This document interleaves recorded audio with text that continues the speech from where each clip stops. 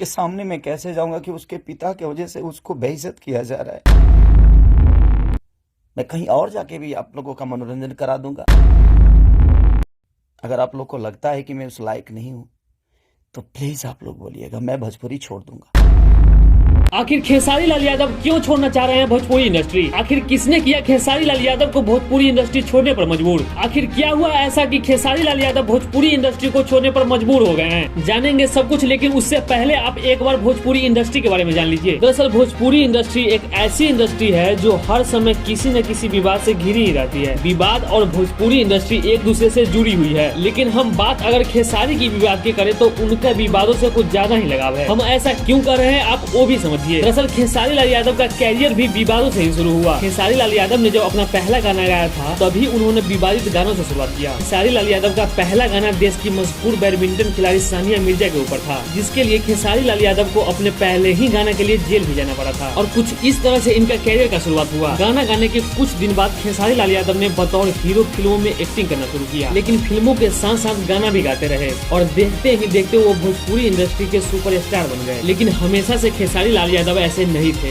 हम अगर उनकी संघर्ष की बात करें तो उन्होंने कहा कि वे बचपन में पढ़ने की उम्र में दूध बेचा करते थे और आगे उन्होंने बताया कि वो अपनी पत्नी के साथ दिल्ली में लिट्टी चोखा बेचा करते थे, जिससे उनके परिवार का पालन पोषण होता था। लेकिन खेसारी लाल यादव की मेहनत और लगन ने उन्हें आज इस मुकाम पर पहुंचा दिया है। तो आखिरकार अब ऐसा क्या हुआ कि खेसारी लाल यादव भोजपुरी इंडस्ट्री को छोड़ने की बात कर रहे हैं? दरअसल कुछ दिन पहले खेसारी लाल यादव की बेटी पर किसी ने अभद्र तरीके से गाना गा दिया था, जिसके बाद खेसारी लाल यादव ने लाइव आकर कहा था कि मुझे इस इंडस्ट्री में टारगेट किया जा रहा है, जानबूझकर मेरे परिवार वालों को परेशान किया जा रहा है, मुझे और मेरे परिवार वालों को धमकियां मिल रही है। जिसके बाद कुछ लोग खेसारी लाल यादव के समर्थन में खड़े हुए तो वहीं बाकी लोग खेसारी लाल यादव को ही ट्रोल करने लगे। खेसारी लाल यादव को ट्रोल करते हुए लोगों ने कहा कि भोजपुरी इंडस्ट्री में अभद्र शब्दों और अश्लीलता को लाने वाले को अब जब खुद की बेटी पर बात आई तो दुख क्यों होने लगा। ये विवाद काफी दिनों तक चलने के बाद खत्म ही हो रहा था कि अब नए विवाद ने जन्म ले लिया और अब जो विवाद हुआ वो किसी और से नहीं बल्कि भोजपुरी इंडस्ट्री के ही एक और सुपरस्टार पवन सिंह द्वारा हुआ। दरअसल पवन सिंह अपने एक स्टेज शो में बहुत ही गलत तरीके से अपने आप को बड़ा स्टार बताते हुए खेसारी लाल यादव को छोटा दिखाने की कोशिश कर रहे थे, जिसके दौरान उन्होंने गलत शब्दों का भी इस्तेमाल किया। भोजपुरी में पहली बार पवन सिंह ने हिंदी लाया,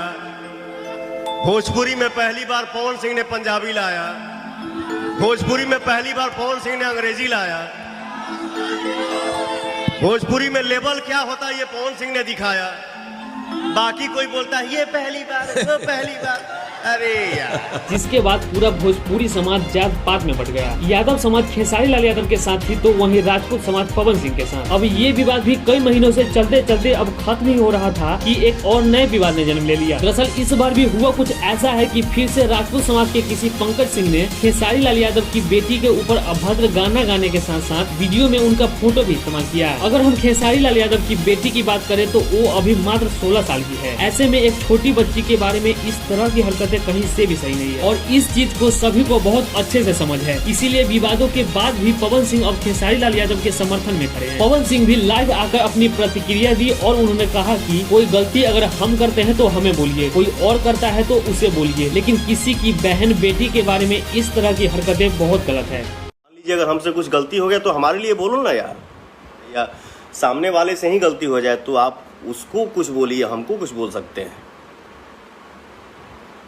बाकी हमारे माँ के बारे में, हमारे बेटी के बारे में या सामने वाले के माँ के बारे में, बेटी के बारे में नहीं बोलना चाहिए। मत करिए आप लोग ऐसा, ये गंध न मचे तो यार बेटर है। और अब इस मुद्दे पर सिर्फ पवन सिंह ही नहीं बल्कि भोजपुरी समाज के सभी लोग खेसारी लाल यादव के साथ हैं, चाहे वो यादव समाज के हो या फिर राजपूत समाज के। अब ऐसे में सवाल ये उठता है कि ऐसा करने की किसी में हिम्मत कैसे हो जाती है। तो आपके जानकारी के लिए बता दें कि भोजपुरी इंडस्ट्री में गाना गाने के लिए ना ही कोई नियम है और ना ही कोई कानून, और उसी का परिणाम ये है कि हर रोज एक नया सिंगर पैदा हो जाता है और अपने बुद्धि के हिसाब से जो मन में आया गा देता है। तो ही बात अगर भोजपुरी गाना बनाने में आने वाली खर्च की करे तो पूरे बिहार में हर जगह स्टूडियो मौजूद है जहाँ आप मात्र 1000 से 2000 देकर गाना बनवा सकते हैं। भोजपुरी गानों पर आज से नहीं बल्कि शुरू से ही अश्लील होने के आरोप लगते रहे हैं, जो कि बिल्कुल सही भी है। लेकिन कुछ सालों में ये आवाज और भी तेज हो गई है, लेकिन अभी तक कुछ भी ऐसा नहीं किया जा सका है जिससे इस पर रोक लगाई जा सके। ऐसे में अब सवाल ये उठता है कि आखिरकार इसे रोका कैसे जाए। तो ये सीधी सी बात है कि जब तक इसके लिए सरकार आगे आकर इसके खिलाफ कोई कानून नहीं बनाती तब तक ये ऐसे ही चलता रहेगा। लोगों की मांग है कि जिस तरह फिल्मों को रिलीज से पहले सेंसर बोर्ड देखती है और